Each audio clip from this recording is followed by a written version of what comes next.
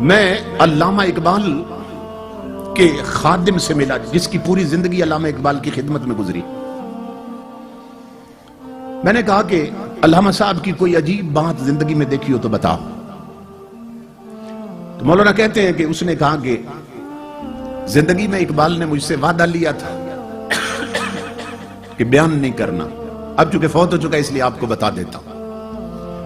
بات یہ تھی کہ میں رات کو سویا ہوا تھا، 2-3 بجے کا وقت ہوگا رات کے، پچھلا پہر تھا۔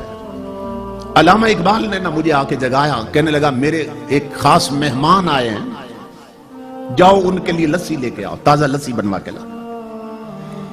کہتا ہے میں آنکھیں ملتا ہوا اٹھا، میں حیران ہوا بھی اس وقت لسی کہاں سے ملے گی، اور مہمان کون آیا اس وقت۔ اندر کمرے میں ایک بزرگ بیٹھے تھے، کہتے ہیں کمرہ بھی جگمگا رہا تھا، چہرے پر یوں نور کی بارش ہو رہی تھی۔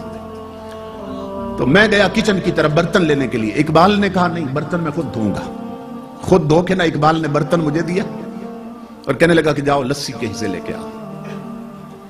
میں گلی میں جا رہا تھا کہ اس وقت لسی کہاں سے ملے گی، جو ہی میں نے گلی کا موڑ کاٹا نا، دیکھا تو سامنے ایک کھوکھا بنا تھا، ایک بابا جی لسی بنا رہے تھے۔ میں حیران ہو گیا کہ یہاں نہ پہلے کھوکھا تھا نہ یہ کبھی بابا دیکھا، یہ راتوں رات یہ کھوکھا کیسے بن گیا، اور دل میں خوش بھی ہوا کہ کام قریب سے ہو گیا۔ اب یہ سو تحقیق کریں گے یہ کھوکھا کس نے بنایا۔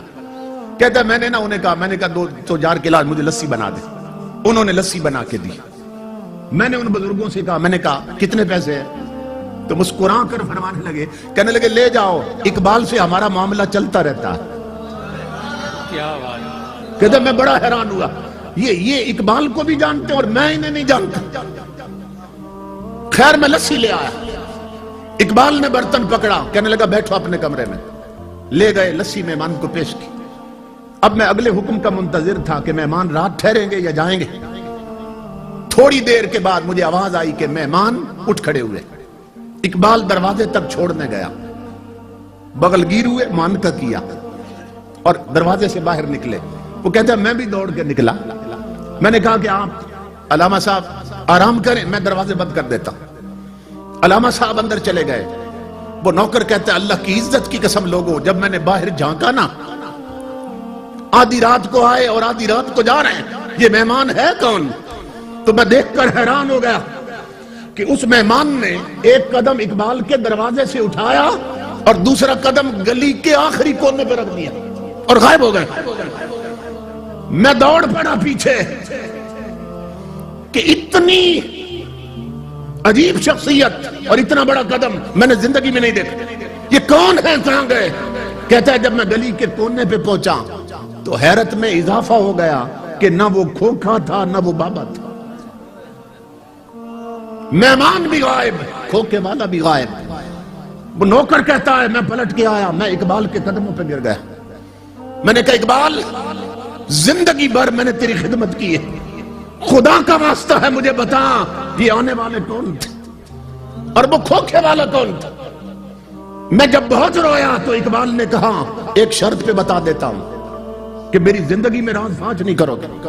میں نے کہا میں قسم کھاتا ہوں۔ اقبال نے کہا سن میرے دوست، اللہ کی عزت کی قسم، جو آئے تھے وہ غریب نواز تھے اور کھوکھے والے داتا علی حجویری تھے۔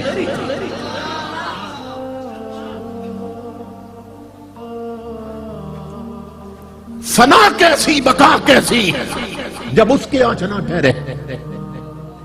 یہ ذہن میں رکھو، اگر اللہ سے لو لگ جائے، انسان کا تعلق رب سے جڑ جائے، فنا کیسی۔